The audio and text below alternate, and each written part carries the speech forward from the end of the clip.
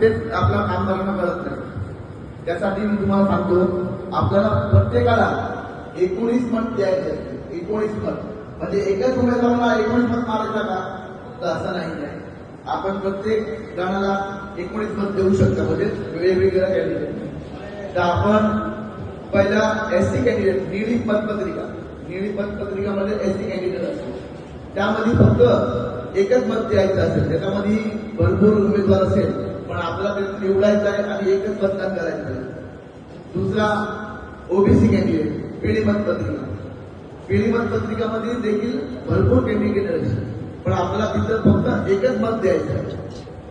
हिरवी मतपत्रिका, इतर मागासवर्गीय, तिथे पण आपल्याला फक्त एकच मत द्यायचं आहे. आणि महिला राखीव गुलाबी मतपत्रिका, त्यात आपल्याला फक्त 2 मत द्यायचे आहे. 2 महिलांना वेगवेगळं असतं. आणि दुसरी पांढरी मतपत्रिका, त्यात ओपन कॅन्डिडेट असतात, त्यात आपल्याला 14 मतदान करायचं. 19 आपले सगळे पकडून आपले 19 होतात. हे आपण जेव्हा मतदान करायला जाणार तेव्हा आपण ते बुकलेट तुम्हाला देणार, मतदानाची शीट देणार, की आपण व्यवस्थित त्याला बघून घ्या पाहिजे. आपल्याला मतदान कुठे करायचं आहे आणि कुठल्या कॅन्डिडेटला किती द्यायचे मत ते पहिला मोजून घ्या. कारण काय बरेच वेळी आपण बघितलं असेल, तिथं आपण लाईन लागते असेल, खूप गडबड असते, गोंधळ असते. आपल्या कामगाराला कुठेही टप्पा मारत, टप्पा बरोबर ज्या ठिकाणी ते दिला असेल टप्पा, तिथं तो टप्पा लागला पाहिजे. टप्पा इकडचा इकडे झाला तरी तुमचा मत हा बाद होऊ शकतो, याची काळजी घ्यावी. आणि दुसरं एक सांगतो, आपला जो पॅनल आहे गुणरत्न सदावर्ते कष्टकरी पॅनल, याचे सर्व उमेदवार हे नांदेकर साहेब आणि आमचे हनुमंत जाधव साहेब, पुरंदर साहेब, सत्पाल साहेब आणि इतर सर्व आपले उमेदवार आहेत.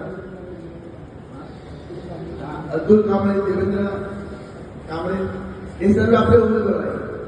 हे सर्व प्रामाणिक आहेत आणि कुठलंही त्याच्यावर डाग लागलेले नाही आहे आणि एकदम व्हाईट कॉलर म्हणजे बोलतात तर व्हाईट कॉलर सर्व कॅन्डिडेट आहे. तर या वर्षी जर तुम्हाला बँकेत परिवर्तन घडवायचं असेल तर त्यासाठी आणि कुठलाही कायदा बदल करायची असेल तर त्यासाठी बहुमती लागते. एक ते नाडेकर साहेब जाऊन तिथं काही बदल करू शकणार नाही. त्यासाठी आपल्याला बहुमत पाहिजे. त्या बहुमतीसाठी आमच्या सर्व पॅनलला आमची निशाणी असेल छत्री, अजून डिक्लेअर नाही झाली आहे, पण आम्ही 100% त्या छत्रीची निशाणी आहे. त्या छत्री निशाणी बघून आपण मतदान करा आणि आमचे सर्व पॅनल उमेदवारांना छत्री निशाणी शिक्का मारा आणि सर्वांना बहुमती लागणार.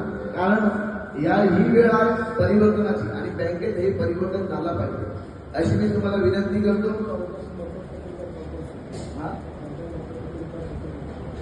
14 मतपत्रिका सतत असते आणि सर्व 21 तारीखला कुठलाही कारण न देता आमच्या पॅनलसाठी नाही पण स्वतःच्या परिवारासाठी सर्व 1 दिवस काढा आणि नक्कीच आपला मताचा अधिकार बजवा. एवढं बोलून मी थांबतो.